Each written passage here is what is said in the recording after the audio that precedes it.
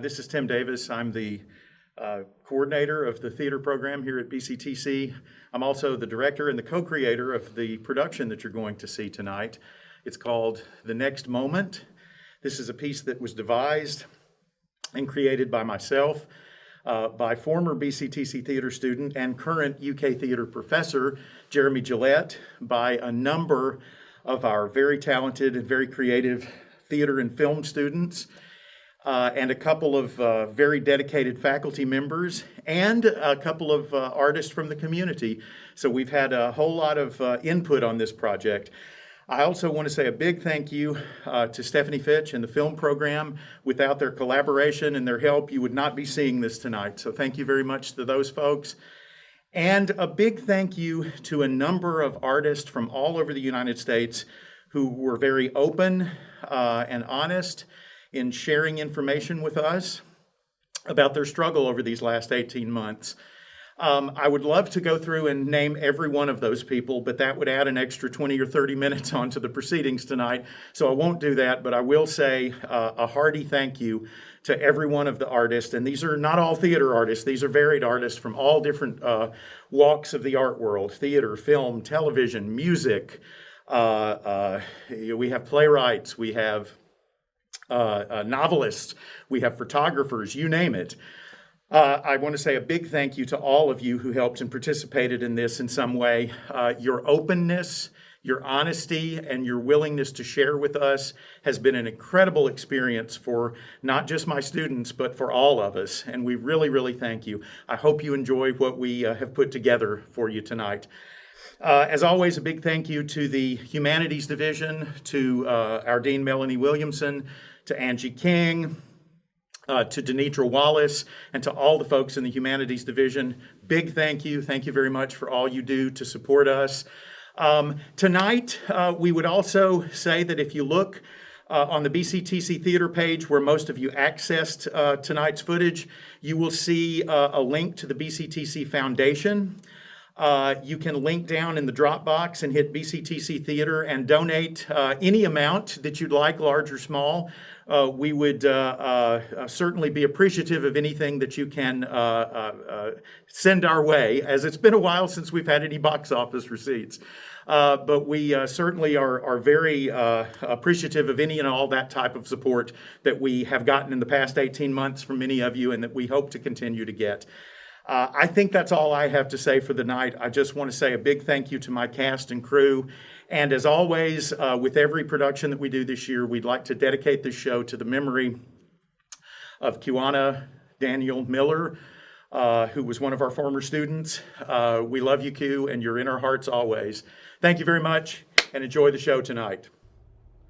Yeah, so I think it's been kind of beneficial. I've watched people who became very stuck in their ways and became very complacent, just struggle because they had worked themselves to a point where it was like, well, this is how I do it and I don't do it any other way. And the world came by and told them to go fuck themselves. And I think it's important that as artists and creatives that we never get stuck in our own process. We're always reevaluating what we're doing and looking at it and going, well, how do we do this better? How do we do this differently? Or what's the list of things that we need to improve on after every project? Where's my dissatisfaction at? And the pandemic, for me, made a lot of people look at that. A lot of people, especially in academia, because they have so much control over what is happening and how it's happening. This is how we do it here. And I kind of don't like that mentality. So the ability to go, well, we can't do it like that. So how are we going to do it? And trying to figure it out, which is our entire existence, is, hey, here's this thing that's not real and doesn't actually exist. How do we figure out how to make it and create it? So how do you navigate a pandemic? Boy, that's a tiresome phrase, isn't it? How do you navigate? So artistically, what did I do? We had to shut down rehearsals for a show that my brand new theater company was just starting to do. And then we waited. And we talked about what audiences might want or might need during that time. And we had a lot of conversation, which was good. I mean, it stretches you artistically. I mean, your thoughts in ways that maybe you hadn't even considered. But we did a full show. Just recently, sold out every one, required vax cards and proof of testing, negative test, to be there. And we sold out every show. So I think people are hungry and they want to see something. They want to be entertained. They want to have it back. So we've got to figure it out. I feel like there should always be a sense of the fight that is under the surface, the resistance, the defiance, the refusal to be silenced, the creative ways we come up with speaking truth to power. We like to talk about carrying on the legacy of the folks who came before us. Well, theater has never not needed to fight motherfuckers. I don't know the exact date of the very first theatrical production, but I'm fairly certain that the day after that production was the first time somebody declared theater to be evil or useless or dying or some combination, and it really hasn't stopped happening. So, bring the history, bring the strength of the folks who have come before us. When I hear an actor say, or when I hear an actor deliver a line, I don't know what I'm going to do next, I need to hear it in a way that finishes the line with, but I will figure it out. Hi, this is Jerome Davis. I'm the artistic director of Burning Coal Theater Company in Raleigh, North Carolina. The pandemic has created a number of challenges for our organization, and I think it's opened up a number of avenues that may lead to future successes as well. One example is we have been forced to look outside of our venue to outdoor spaces where our audiences feel more comfortable. So we have performed an outdoor production of Evita in downtown Raleigh. We also found a way to broadcast. It was really hard to try to find a positive or to try to see the other side in the midst of all of this. At the time, everyone was talking about the frontline jobs. And the frontline jobs were the ones that fed us, that kept us safe and treated our sick. And I think the first thought as an artist was, oh no, what have I done? Were my parents right when they pleaded with me to find a more stable career? Was society right when they scoffed at my career choice? What use am I to society at this point? I've made a terrible mistake. At the same time, what the world was left with was being at home consuming hours of television and movies and reading books. And no one may think of it this way while they're mindlessly binging scripted series or longing for a return to the theater, but it's the artists that dreamt up another world. It's the artists that write the stories. It's the artists that make the imaginative tangible. And it's the artists that granted us reprieve in dark times and took us away from the mundane. And although that doesn't put us on the front lines, that certainly makes us necessary.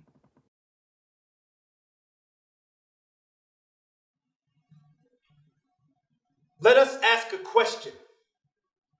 What will the next days bring? Will we ever separate from the last 18, or is it destiny for this to be the next new normal? People like us, the creators of art, we watched the tides rise as the skies became dark and wondered, when will the next wave smash into this vessel? How many hopes and dreams will disappear from fear of winds coming to smash us into jagged rocks while we shed tears from ones we've lost? And yet, I know that if we look inside, if we can sift through all the stress and dirt brought on by these anxieties, we will see the next glimmer of hope, like a small seed planted, waiting to grow. How will you feel the next time you hear the words COVID-19?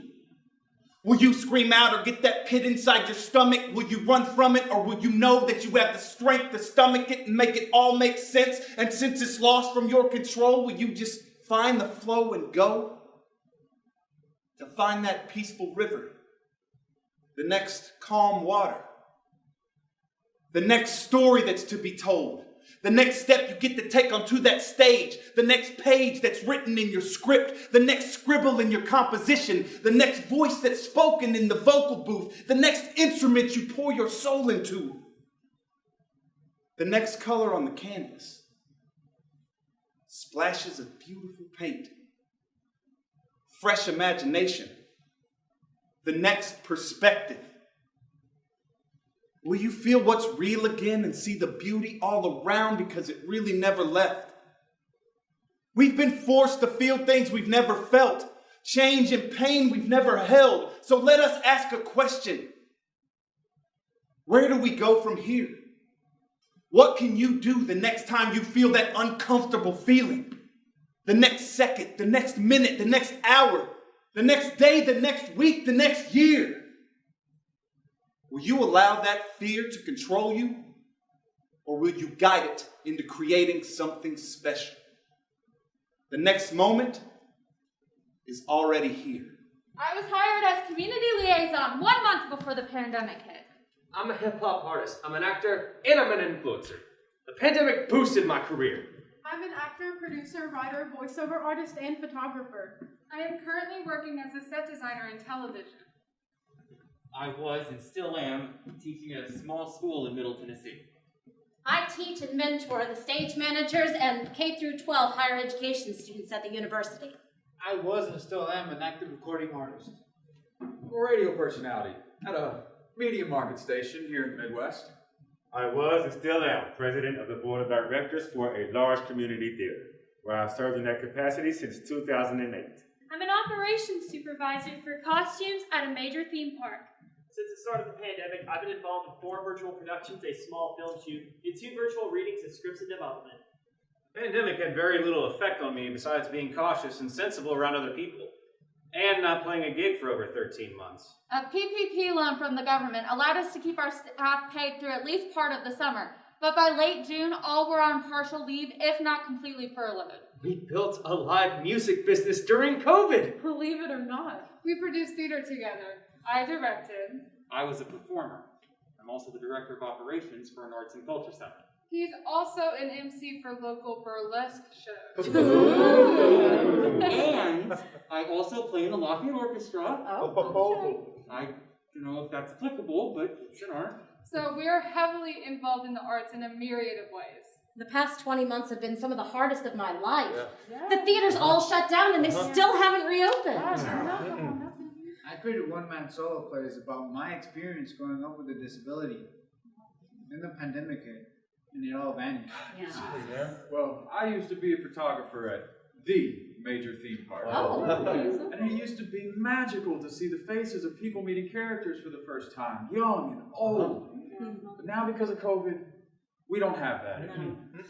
So prior to the shutdown, I was promoting a film, auditioning, and performing all over New York City. Oh, that's awesome. I'm resisting the urge to look too far ahead, right? Because it seems as though things will change on a dime, and you're right back in the shit again. You got that right. People are still living in fear. Yes. Right.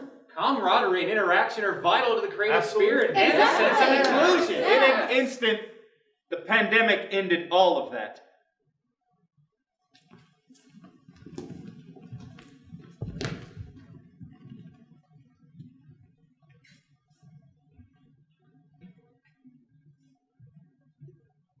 It isn't easy being an artist. For most of us, it's an avocation that feeds our souls but doesn't fill our pockets. To pay the bills, most of us have to work at something else. Who hasn't heard the expression, the starving artist? And how many aspiring actors have been dissuaded by their parents? Don't major in theater, kid. You can never make a living at it. But the arts still attract us, call us, draw us. If we could feed the muse any other way, maybe we would, but the stage, the screen, music, they call us back to them. Think of how big a part of your life the arts are. How many TV shows do you watch weekly? What about concerts? Theater productions, dance recitals, school plays, piano lessons, church dramas, marching band, community theater, movies, HBO, Showtime, Netflix, Hollywood, Broadway. What if it all went away? That's what happened. In March 2020, the arts came to a screeching halt with the arrival of COVID. We have interviewed a number of professionals in theater and film to find out what their professional activities were before COVID, how COVID affected their lives and their work, and where they are now in their efforts to deal with the new normal. What you are about to experience is a company of actors portraying those professionals and interpreting their responses. The roles are varied. Some of the artists are college professors. Some are high school teachers. Some work at universities, some at community colleges, some at private schools, many at public schools and post-secondary programs. Some of them are producers or people who work in community or professional theaters. Others are actors, performers. Some are equity and depend on their work for income. Others just act for the joy and challenge of the roles.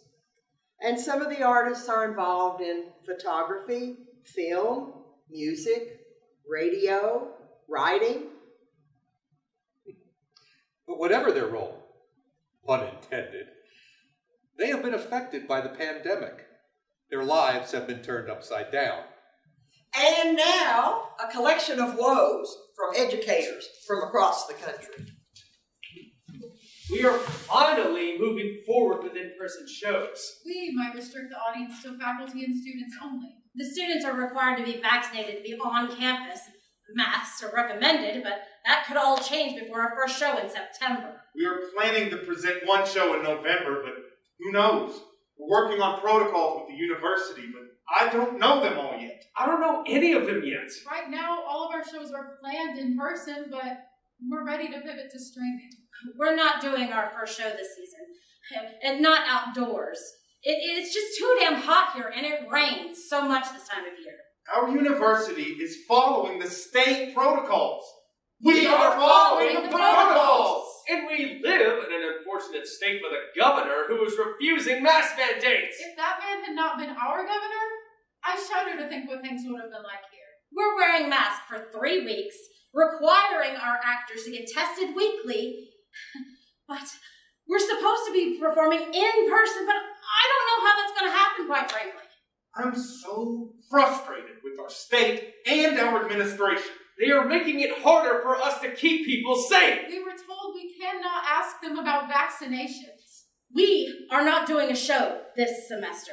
They told us definitively that if we perform in person, that everyone would have to stay masked, including the performers. This whole thing is a fucking charade. Anthony, a high school drama teacher.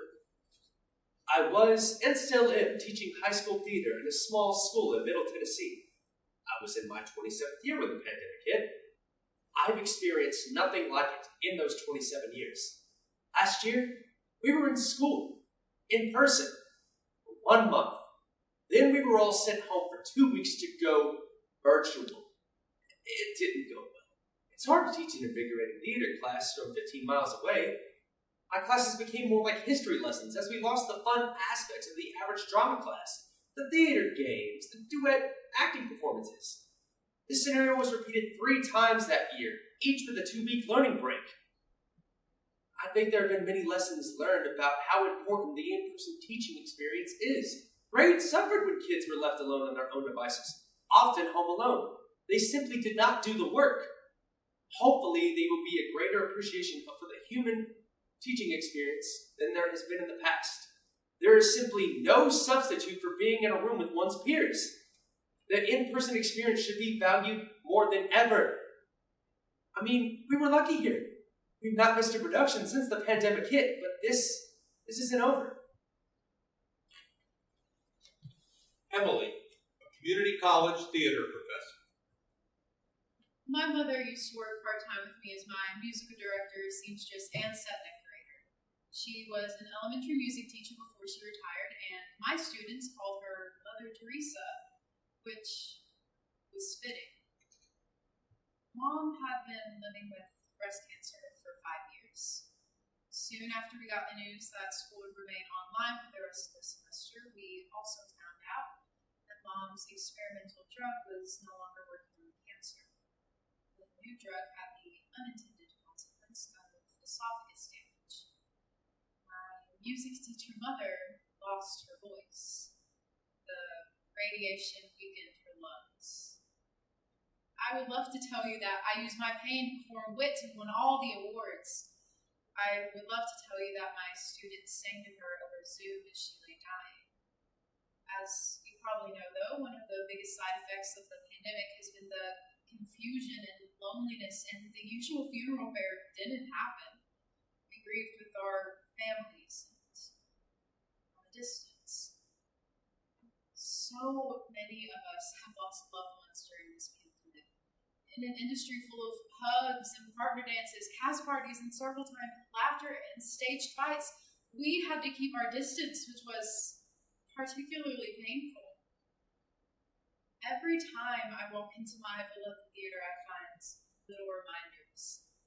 Her handwritten notes on the soundboard, a bouquet of fake flowers she lovingly arranged, or her packets of peanut butter crackers in the dressing room that still haven't expired. My theater is inextricably tied to memories with my mother. I'm currently directing a show at my local community theater. It's been healing. I'm not sure I'm ready to stage anything at my high school theater yet. Sometimes being in the space is just too hard for me. I keep waiting for her to come around. Katie, a university theater professor. I teach and mentor the stage managers and K through 12 higher education students at the university. I'm also a professional stage manager. The pandemic made us stop. And that just does not happen in our industry, especially with the mantra, the show must go on. But with no production schedule, we were able to turn our attention to more urgent, long overdue conversations that were happening.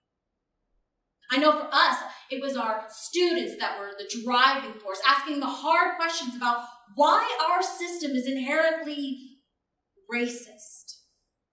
We, as a department, had to look at what we were doing to perpetuate the problematic conditions, what plays we default to, the artists that we reference, the conditions that we just take for granted as that's just the way it is in the industry. If we teach the next generation that the only way to tech a show is a 10 out of 12, then we will have a whole generation that thinks that that is the only way to tech a show. The phrase 10 out of 12 refers to an equity mandate that states when actors are called in for 12 hours of rehearsal, they can only work for 10 of those hours. Technicians actually have a heavier schedule, working 12 out of 14. So, we just added an extra day to the schedule, completely eliminating the need for that 12-hour day. But that reflection wouldn't have happened if it hadn't been for the pandemic. And made us just stop. Stay home. Rick, a high school drama teacher. In the spring, my world was turned upside down when I was diagnosed with a rare neurological condition, which ruined my summer, necessitated major surgery, and is still not quite under control. But I was also hired to teach theater at a high school in my hometown of Newport News, Virginia, where I grew up. So the pandemic accidentally brought me home. I left here in 1995, and I never thought I'd be back. For the first time, at least one of my kids is living near their grandparents. I've connected with friends from high school and am tentatively dipping my toes into the waters of the Richmond, Virginia theater scene. This is in no way how I thought I'd get home, but if you want to make God laugh, tell him your plans. There has been a reevaluation of how we spend our time, what is important to us, the stories we tell, who is getting left out. We need to ask ourselves, what stories we're telling, who is getting left out by the actual play that we choose or the structure of our process. We in higher education have an opportunity, a responsibility to affect change in the larger industry by what we implement in our training programs. I hope this pandemic will give the theater community a chance to slow down and breathe. The show doesn't always have to go on. We must protect ourselves and our fellow man. We must protect this precious gift, the gift of human interaction. The ancient blessing or curse of "may we live in interesting times" has never been more true than the morass we collectively find ourselves in now. So your guess is as good as mine.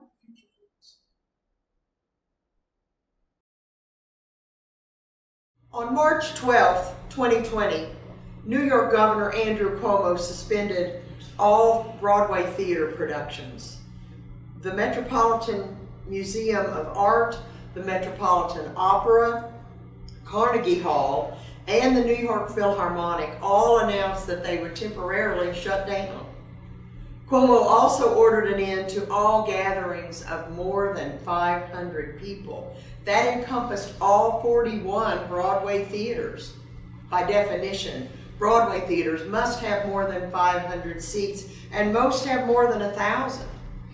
Mr. Cuomo said the Broadway restriction would go into effect at 5 p.m. that evening, forcing a temporary end to the run of all 31 plays and musicals currently in progress. From crowd favorites like Hamilton and The Lion King to new plays like Six, which was supposed to open that evening. In Kentucky, 11 days later, Governor Andy Beshear ordered all businesses that were not life-sustaining to close. People who run and or produce theater were out of work. A conversation with Brady and Elsa, producers, directors, and performers in Louisiana. We're involved in the arts in a myriad of ways. Why don't you start with your perspective? Sure. For me, it brought producing to a virtual standstill. Really eroded the cohesion of our community theater here. Really mourning the loss of time with actors that are aging. Not saying ones that are aging out of being able to perform, but you have a finite amount of time you can play certain roles, and we've lost some time. And for me, also, everything we've weathered has just made me so tired. I just don't know if I have the extra capacity to be creative. My instinct is not to say, oh, I want to put these feelings into art. My instinct is to say I don't have the extra capacity to make. Yeah, I think all of that is true. And part of it is further compounded by the fact that there aren't a lot of professional performance activities in the area. And when those venues close, those people that have been participating in theater for the love of it, you know? Yeah. You get out the habit. We had a fairly vibrant community, lots of people engaged in the arts.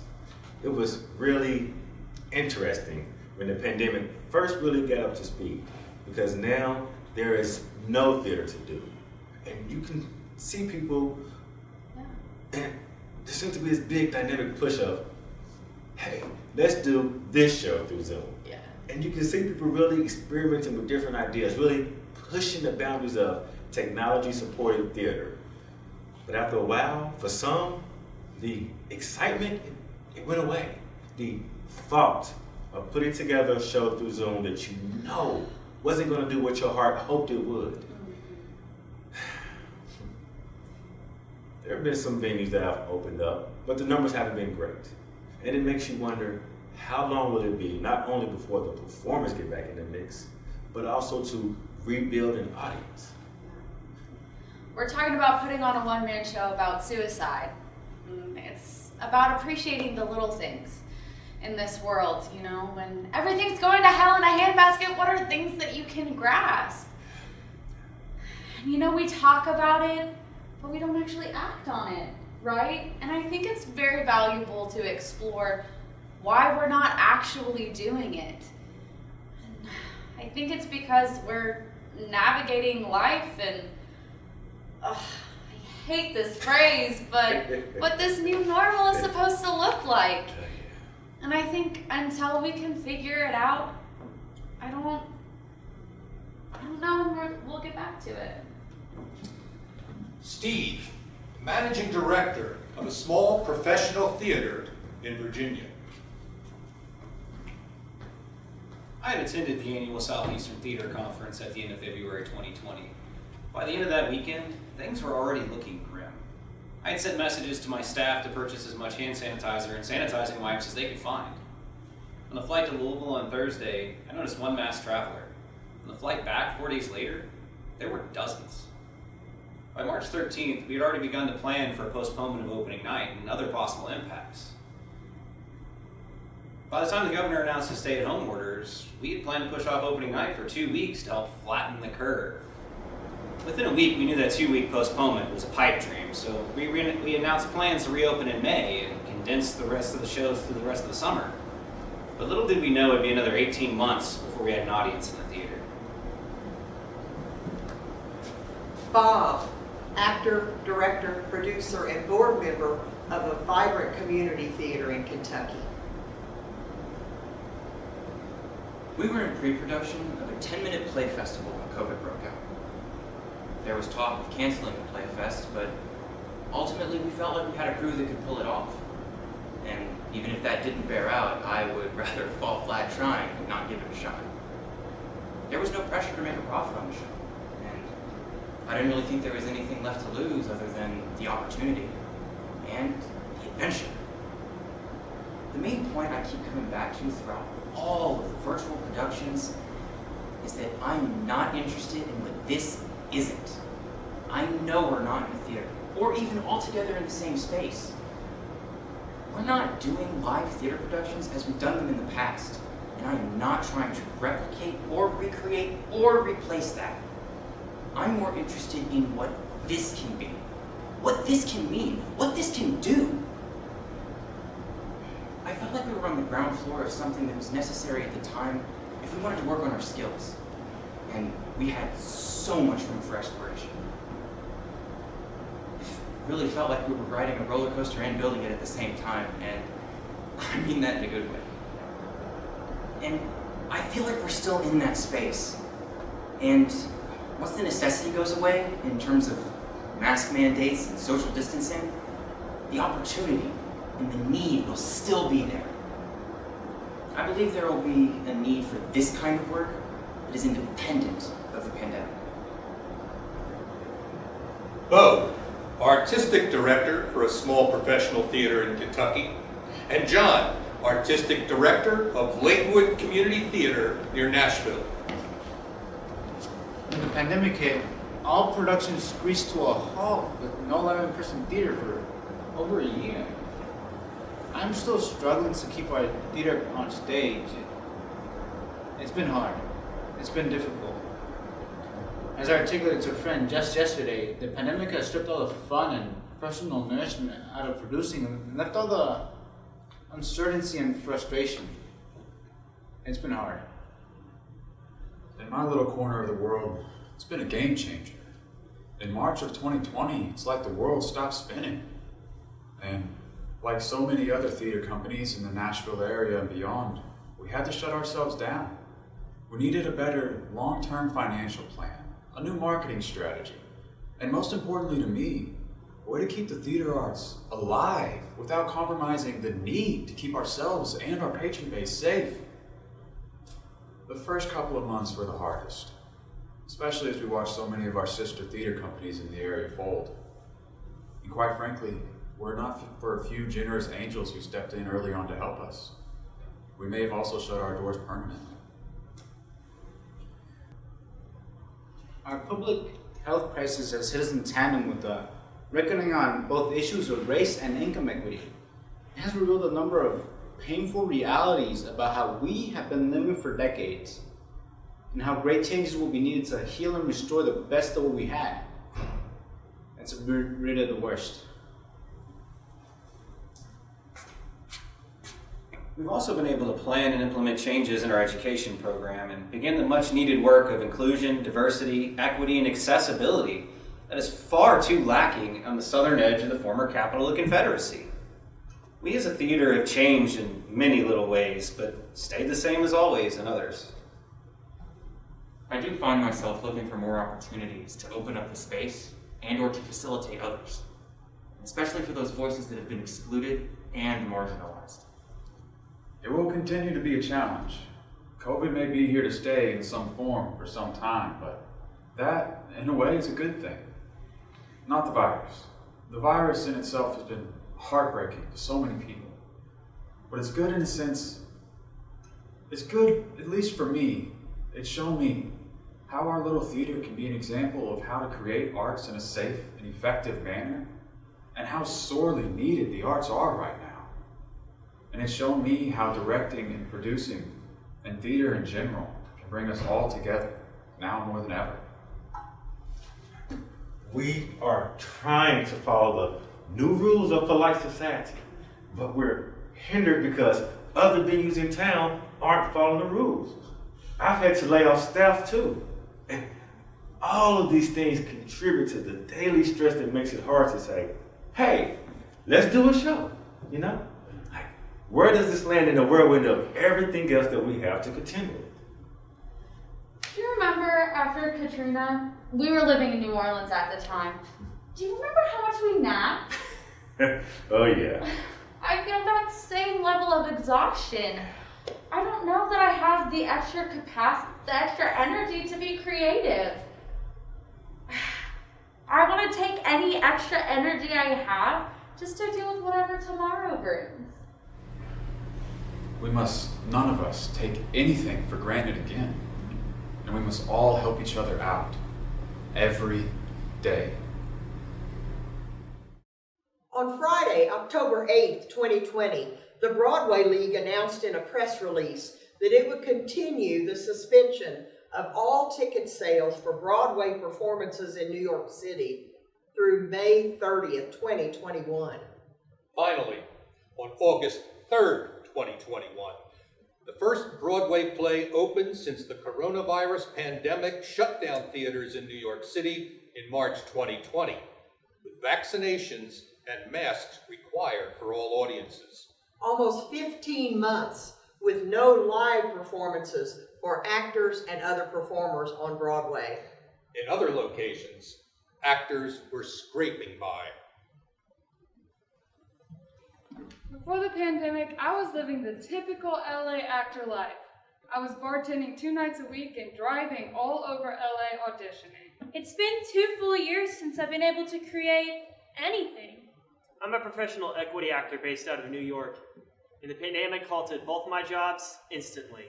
I was really struggling with drug addiction, and after 12 years in New York City and one very disastrous one in Los Angeles, I'd given up my pursuit of acting, writing, and directing. I got creative in the house and I got very comfortable auditioning and performing from home. I guess this is the new normal. We just need a place where we can feel normal for even just an hour or so. The new normal. Zoom, Teams, virtual table reads, online shows. The new normal.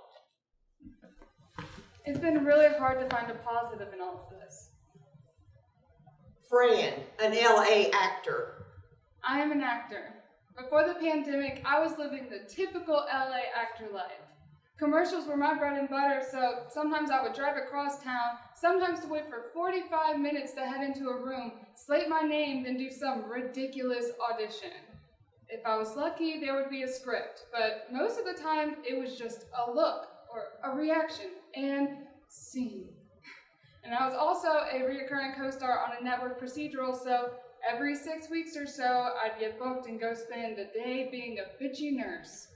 I thought I was hustling, but really, I was just driving. I thought about creating my own work, but I was busy and tired. When COVID hit, everything stopped. Commercial auditions all became self-tape auditions.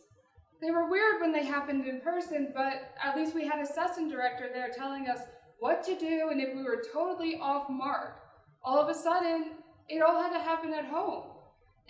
Some casting directors requested to see our real homes. I was living in a shitty one-bedroom. There was no way I could show my home. When an audition came in, not only did I have to think about the script, but now I had to clean my home too.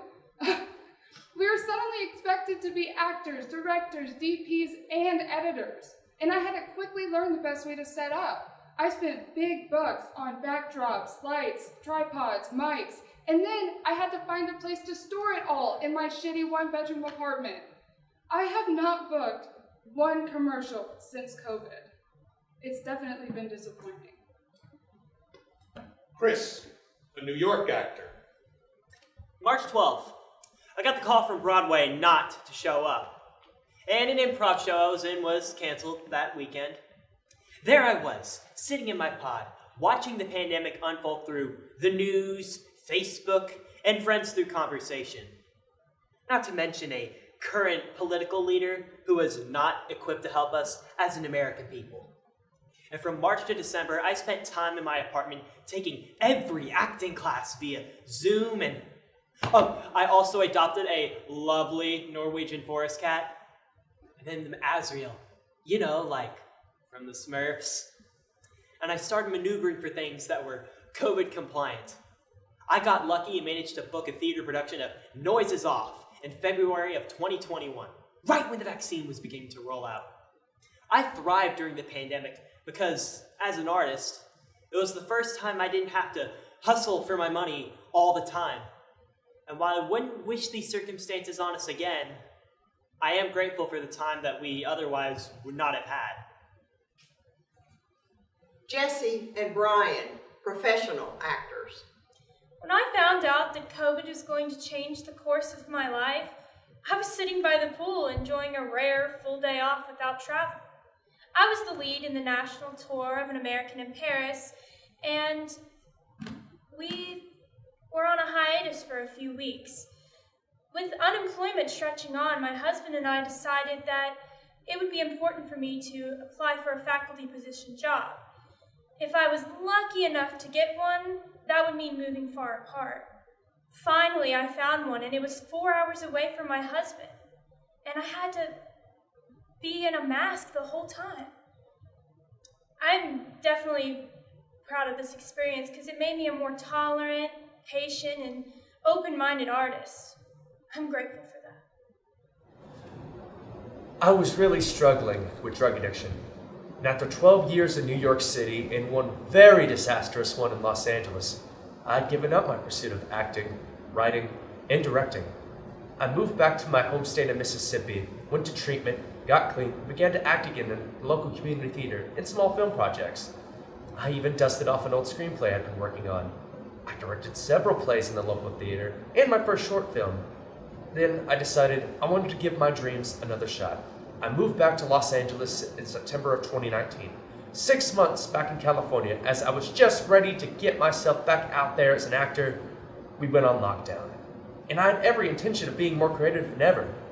During that time, I dealt with depression, anxiety, and lack of motivation at times. But I realized what I want to do for the rest of my life. I want to be a filmmaker. I want to be an actor. And honestly, I don't think I would know that had I not dealt with the experiences I have during the pandemic.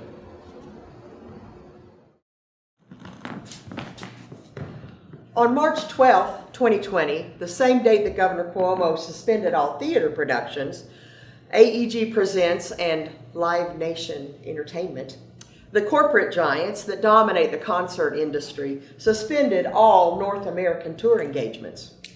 Across the country, artists in TV, film, music, and other venues We're out of work. The snap of a finger. Jason, a photographer and radio personality from Mississippi.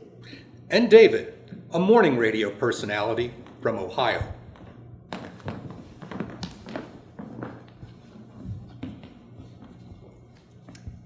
I photo shoot everything from landscapes to family portraits to dangerous snakes. No weddings, though. I had just finished a huge round of senior formal portraits when COVID broke out. What would have been a hot, busy, and lucrative spring of photo sessions came to a cold and solid stop. No proms, no cap and gown events, and no Easter shoots. Talk about bleak. My landscape and still life projects kept my skills warm and my wallet empty while I wondered how the fuck this was gonna play out, and for how long. Much of 2020 had me broke. And to be honest, things are still shaky right now. As a radio broadcaster, I was assigned as an emergency response entity in the county, so that work was steady. However, no remote promo events occurred. This job has kept my head above water financially, but my life for the past 18 months has been disorienting. As far as radio goes, the COVID-19 pandemic made us realize a lot of people just don't have radios in their homes anymore. The only place a lot have them are in their cars. When the shutdown happened, they weren't driving as much anymore, and we realized the importance of stressing listening through smart devices such as their phones or Alexa.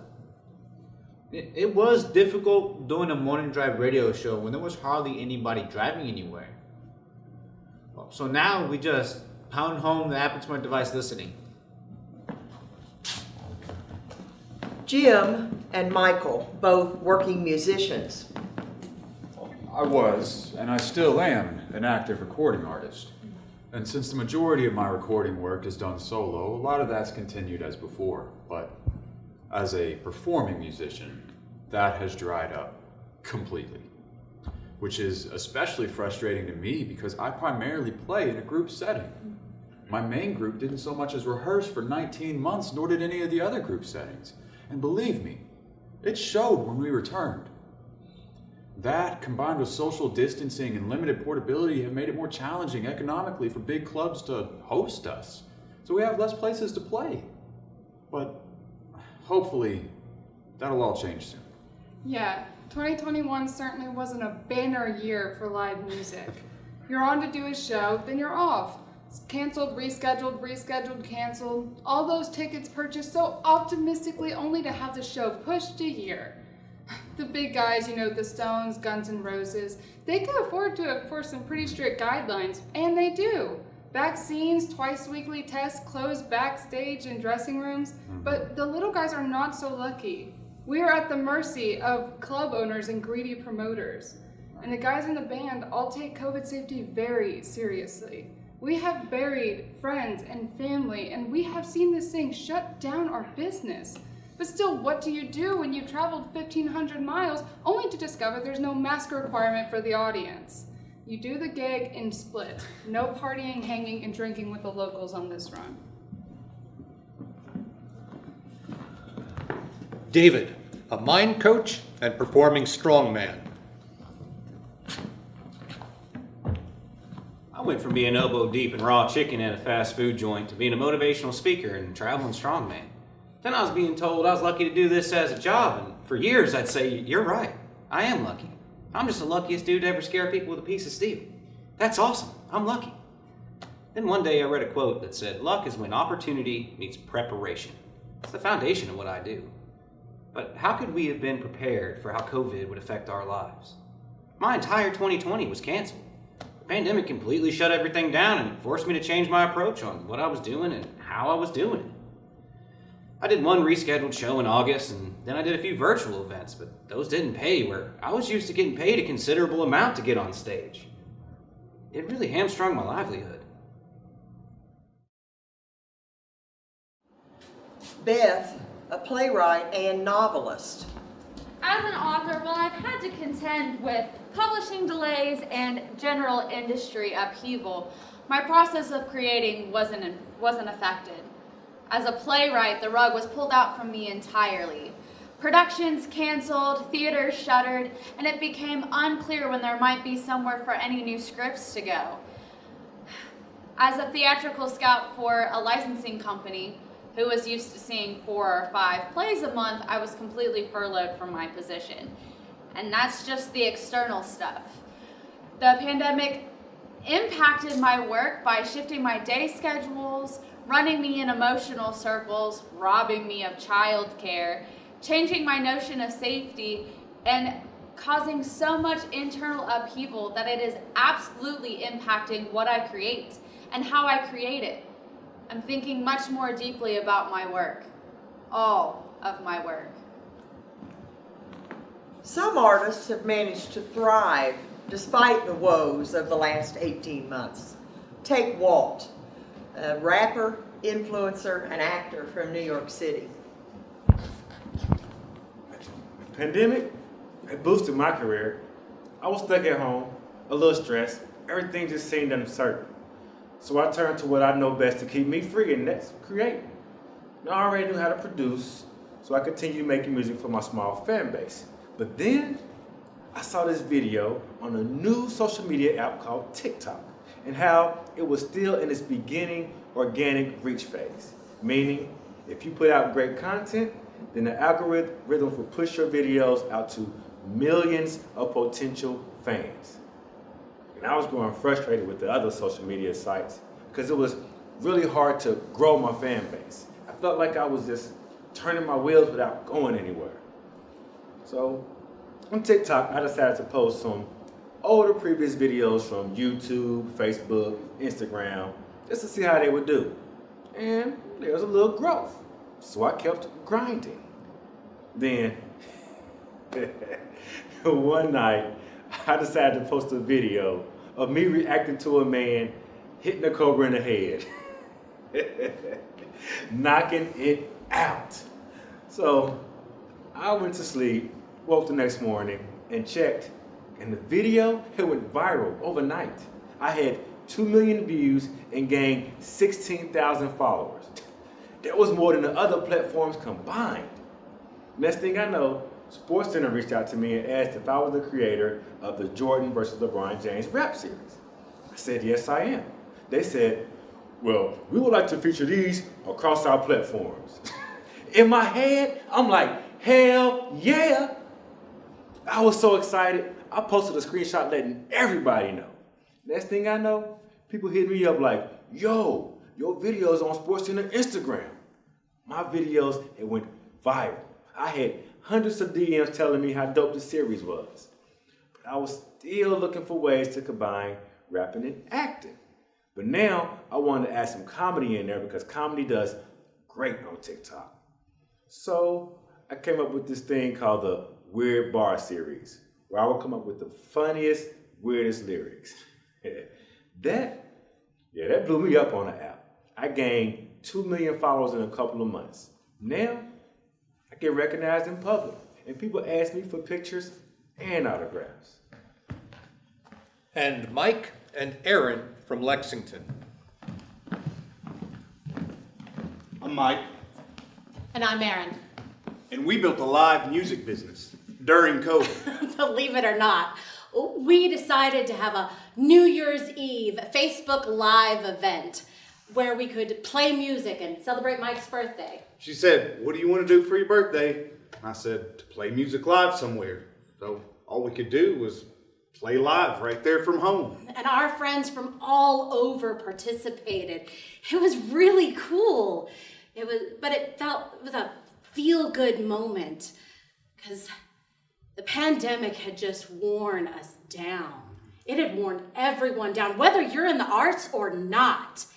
COVID wore us down. But this gave our friends from all over the world a chance at positivity, something to brighten their day. I like to think. That's a good point to interject here. It's common today for people to talk about normalizing talk about mental health. So one of the things we did was take advantage of being able to talk to counselors via Zoom, individually and as a couple. It was tremendous for us in helping to find the positive side of all of this. Like a lot of folks, we went through some pretty dark tunnels. And I think people recognize how important the arts are. We turn to the arts to help with our mental health and just brighten our outlook on things.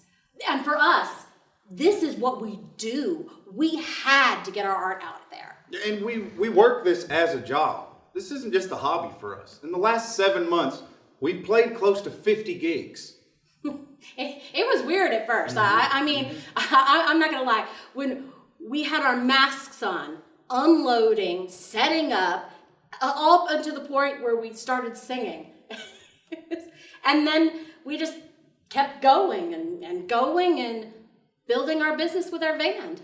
And we work this as a job. This isn't just a hobby for us. In the last 7 months, we've played close to 50 gigs. I think it's about human connection. People are really eager just to have that human connection back. We came up with creative solutions to these problems, because that's what we do.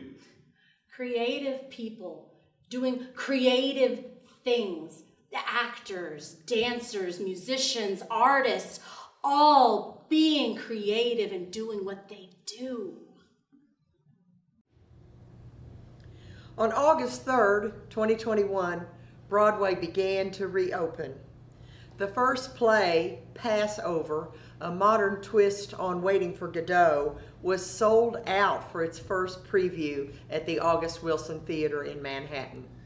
Disney's Aladdin, which had been closed since March 2020, reopened on September 28, 2021 at Broadway's New Amsterdam Theater. Things are not back to pre-pandemic condition, but they have turned a corner. There's energy and excitement in the reopenings and the return to this new normal. The show doesn't always have to go on. Our bodies are not invincible, and we don't need to keep traditions like the 10 out of 12s alive when it risks our physical and mental health. When we feel overwhelmed, we need to cancel rehearsal and rest. Other times, we need to feel free to turn on the ghost light and wait for our hearts to heal. It allowed us to take a deep dive into who we are, what we're all about, and how we plan to move forward. All meetings are necessary, but not in person. Across town when there's other work to be done. There is an appreciation for technology used well as a tool. There was a sense of being under siege, like we were all huddled together remotely, trying to support each other as best we could. I believe that sense of camaraderie lingers. I mean, we only have one life to live, you know? So here we are. We think we get this in our head that we have to do this or that for a living, and life is just passing us by. I think what the pandemic did was add a sense of priority. Like, what is important to me? Who is important to me? My family, my job that I love. There was this shift in priorities, and I hope that stays. What are some positives that I think will come of all of this? Nothing. My hope coming out of this is it's given us a chance to reflect on the kind of art we want to produce as a theater, to do more challenging work, to do shows outside of our comfort zone. Things are getting better out there little by little. Shows are coming back. People aren't taking it as for granted as they used to. People are following the rules without griping as much. It's a lot easier for us to be magical for our guests when we're not being screamed at. And a positive that I see in terms of the arts in general, opportunity. Like none I've seen in my lifetime. Opportunity and desire, means and motivation. The numbers and momentum for a true revolution. For the swinging of many pendulums, for the smashing of so many norms. Not that I'm trying to paint a rosy picture of the road ahead, but I am encouraged by the potential and possibilities of this time, and I look forward to the evolution of how life reflects art and art reflects life. There's this new accessibility to the decision makers now, and quite frankly, there's a fuck it, let's do this attitude. COVID made it so clear that life isn't guaranteed, and so many people lost their lives. So I feel like it's my responsibility to make the best of mine, to just go for it, you know? Because I'm still here, because I still can. So let's not waste this shot, right? I have faith that we will get to where we need to go. I'm just not sure how soon we will get there. I wrote and reflected a lot about what it was like to be so viscerally living through history. Truly, we are living through the chapter of a history book that future students will read. It's hard and it's scary. It's also kind of incredible. The pandemic forced us to face the reality of the inequity in the arts and community and to stop accepting excuses. Yes. It forced us to confront the inept policy and policymakers that promote, encourage, and simply ignore the lack of inclusion, diversity, and equity in the arts as a whole. Right, exactly. Yeah. It has also revealed a widening divide between haves and have-nots. Right. Between Republicans and Democrats. Yeah. Between people who want things to stay the same and people who want things to change. Right. Yeah. And it was sitting with these thoughts of our place in this world and what's to come of this world post-pandemic that prompted the discussions of the inequities, not only in our communities, but in the education as a whole. Yes. Absolutely. People of color have had the time to run the numbers and begin to identify just how systematically we've been left out of the decision-making and production and performance process in the arts. Whistleblowers demanded that people of color have had an integral part in the production process from start to finish. As they should. These demands prompted large equity houses down to small community theaters and educational institutions across the nation to identify and change their outdated structures and race/gender dynamics. Yes. Performance allyship was denounced for the sake of integrity and equity in the arts. And in this light, those months of reflecting in the silence has made many of us speak up. We start by asking ourselves questions like, who is being left out? Who could use the help? Right. Would it be so bad to just try? No. I believe only from this place of interrogating our blind spots can we actually move forward. Exactly. There we go. Yes. Absolutely. Because we've all kind of been left to our devices and learned that we can do this, we learn the value of ourselves, and we learn the value of the arts. Exactly. And I think that's important. Absolutely. And how do we move forward from here? Well, I think that we're doing it the best that we can. Right. Yeah. There's no rule book for this, as in life's many other moments. I think that we should continue to move forward and stay in the light and do as much good as we can. This pandemic has been hard. Hell, the world is hard. Right. And the world could use a little more good. Exactly. Yes.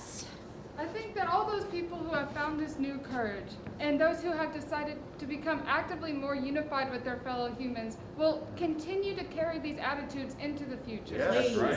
And whatever our next moves are, those plans will be made from a standpoint of how can we make the world a better place? Yes. Rather than how can I get more for myself? Right. You know? And for those who craft and create, who raise their voices and move their bodies to shift the sands of time, I encourage you to embrace the opportunities ahead. And I hope that you find the positives and the promise that is sometimes hard to see in the midst of darkness. Right. Amen. And don't let the bastards get you down. Okay,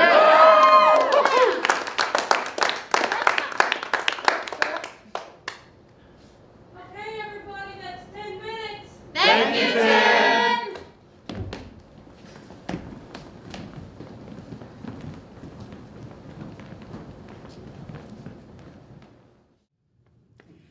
Jerry, why don't you tell our audience that story you told me about those dreams you were having? My name's Jerry. I'm an associate professor of English and literature at Bluegrass Community and Technical College. During the pandemic, after about 4 or 5 months, and I simply shut down. I sheltered at home, and I ventured out only to buy groceries. And the days just kind of congealed into this relentless cycle of wakefulness and sleep. Finally understood what Samuel Beckett meant when he said the sun shone, having no alternative on the nothing new. I used to have these failure dreams of not completing my undergraduate theater degree, and they started returning with more and more frequency and intensity. And I figured if I was going to follow my bliss, I may not get another opportunity to do it. So I took a leap of faith, and with a nod to Derek Mahone, I think everything's going to be all right. I'm an English and Humanities professor at BCTC. COVID forced me to develop new strategies and skills for teaching, just trying to reach my students. I felt so off balance most of the time. But COVID has also provided me some clarity. I don't just want to be involved in theater arts. I need to do this. At age 66, I don't feel I have the luxury of putting off my opportunities. I have a greater sense of my impermanence, and I want to grab every chance that I get. My name is Kathy, and I love performing. I'm Vaughn. COVID has affected my life in a myriad of ways. Taking away family members, keeping us from seeing the birth of new ones, and more. But it also let me branch out and find a love for theater. Before COVID started, I started to give up on the arts. But as it turns out, all I needed was a pause to find my own. I'm currently a BCTC theater student, but I almost can't be a BCTC theater student because of COVID. COVID closed the US Embassy, which has almost prevented me from coming to the USA because they don't provide for me a visa. I lost a lover due to the constant heart issues. Acting saved me from being overwhelmed and miserable. Theater has become the driving force of my life. Playing other characters makes me happy because it is escape from my current reality. I'm Eugene, and I'm an actor. I'm Stephanie. And people would always say, why don't you take a break? Stop doing shows back to back. Just take a breather. And so I did. One long, continued breath. And I waited. I'm Nathan, a film student at BCTC. The fleeting nature of life has never been more apparent to me. I found myself constantly thinking about what I haven't done and what I wanted to do. And in this time when everything seems so terrifying and uncertain, that fear of unfinished business gave me the strength to say yes. Rather than turning down opportunities for the fear of failure, I charge on, pushing my boundaries and trying to grow. COVID has taught me that I can only succeed if I try, that nothing lasts forever, and I am not the sum of my failures. My name's Kevin. I have anxiety. Throughout the pandemic, I've had the worst anxiety I've ever had. I've never stopped working, in stores, surrounded by the public every day, stressed, filled with anxieties. We bought our first home. After a long year caring for our senior dog, Samson, we said goodbye in May. But I've also been creative. I've recorded 2 full-length albums. I've learned a lot about myself. I'm in a fresh headspace now. I'm really, really happy that better days have finally arrived, and I'm looking forward to the future. My name is Haley. During the pandemic, I lost my father. I moved twice, once to a new city. I graduated cosmetology school, and I enrolled in college to do film and theater. COVID shined a light through the cracks of my life that I tried so hard to fill on my own, but I never could. And without the time COVID gave me to heal from my losses, and without my struggles with isolation and grief, those cracks would have expanded and crumbled my world around me. COVID has taught me to appreciate the things I have, and it has pushed me to chase my dreams of performing. COVID has not only given me, but others time to reflect on who they are, and what type of person they're striving to be in life. I wish I could say I figured it out in the time I had, but I haven't. I sometimes ask myself if I would be on a better or worse path if it weren't for COVID. But hey, there is no path without a puddle or a rose without a thorn. If it weren't for COVID, I would have never have gotten to meet so many wonderful people that have gotten me into the world of acting. So, who am I? I'm still figuring that out. Oh, and I'm Jackson. My name's Grayson, and the last few performances of my high school show were canceled because of COVID. We were doing Seussical, and I was playing Gertrude McFuzz. She was one of my dream roles. My entire life in high school revolved around theater and dance, so when I got word of the cancellation, it felt like my world was ending. But then I started at BCTC as a theater major, and later I got accepted into the Disney College program. The world came back to life. I'm Hannah. I was a high school senior in 2021, which means I looked forward to what you get to do as a senior. I didn't go to school in person that entire year. COVID changed a lot for me, especially as a dancer on my high school dance team. It made me appreciate every moment that I was able to have with my team. We only performed around 3 times in front of a crowd, and we were socially distanced and had to wear masks the entire time. That was really weird for me, considering I had been dancing for 14 years. I was at my state debate tournament up in Louisville with the state speech tournament the next day. And then we got a text while we were out in dinner, and they said things were shutting down left and right, and we were to go back to the hotel and await further instruction. And when we got back to the hotel, there were workers in masks cleaning just about every surface all over the hotel. We finished up the debate portion, they had us go home, and we waited and waited. COVID took away my award ceremonies, my graduation ceremony, and it put my dad in an oxygen machine. And I don't know if it was because of my time in speech that kicked off my interest in performing, or maybe I felt I was trying to take back something that I felt COVID took from me. But I went to acting at BCTC almost immediately. My name is James. I'm a theater student at BCTC, and I'm trying to finish what I started. Oh, hi. Hello. I first started here at BCTC with 2 goals in mind. First, to study theater with the intent of becoming a voice actor. And second, to force myself out of the shell I had been hiding in my whole life. Unfortunately, the virus forced me back into that same shell I had been trying to get out of. But it also showed me a few important things as well. My shell is safer, quiet, calm, and all around more comfortable and less complicated. My name is Tim. I'm a theater student here at BCTC, and I'm just trying to learn. I'm Abby. I'm studio manager at Nitrosonic Studios, which was a position I was supposed to take in spring of 2020. That transition was pushed back considerably since a music recording studio is not an essential business.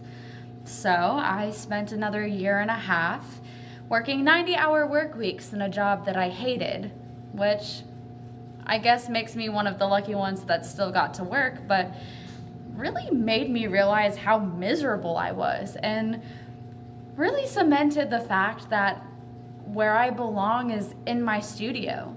I belong in a career where I'm surrounded by the creation of art.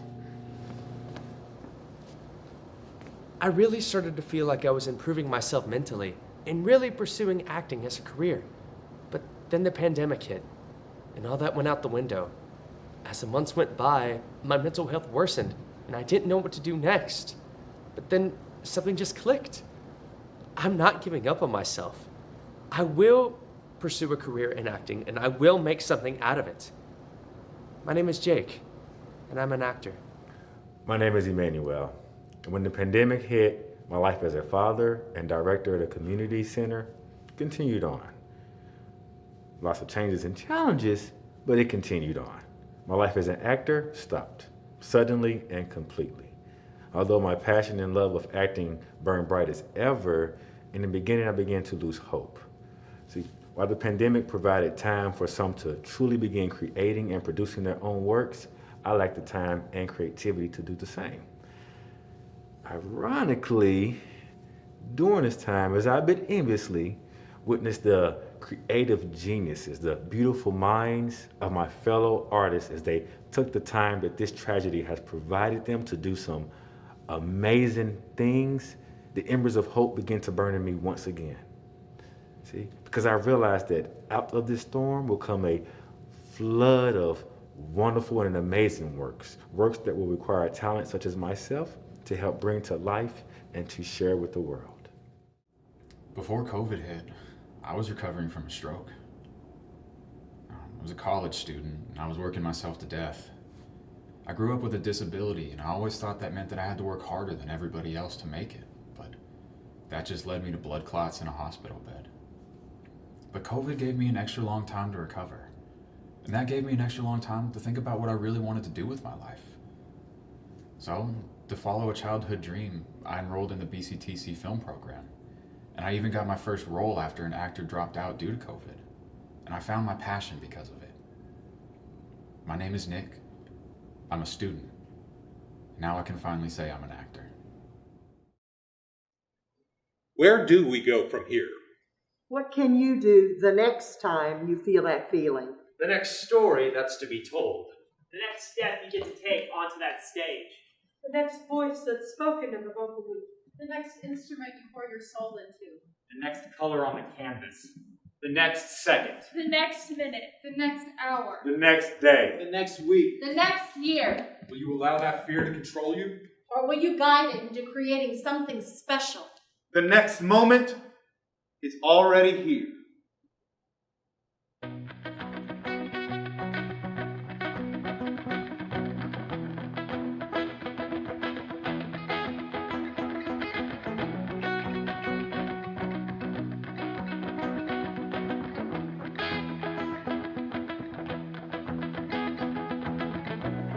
They'll tell you it's hopeless. They'll say we're going down. They'll sell you distraction. Keep your head spinning round. Let your heart take a breath, a break from the bad news. There are angels among us. I've seen their tattoos. Find a way to lay your burden down. You know it's going to be okay.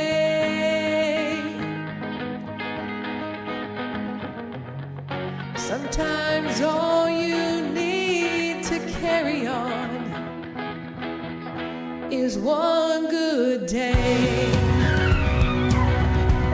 One good day. One good day. One good day.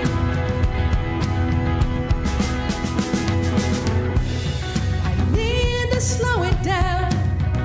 Get away from the gray and grind. So where the hate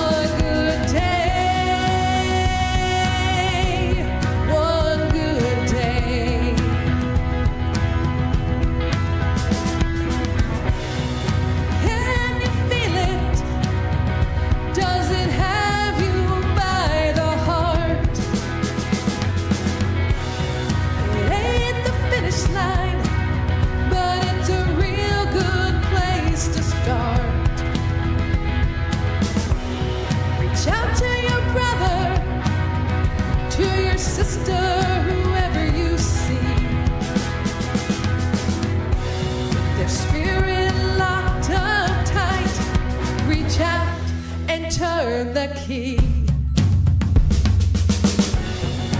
Turn your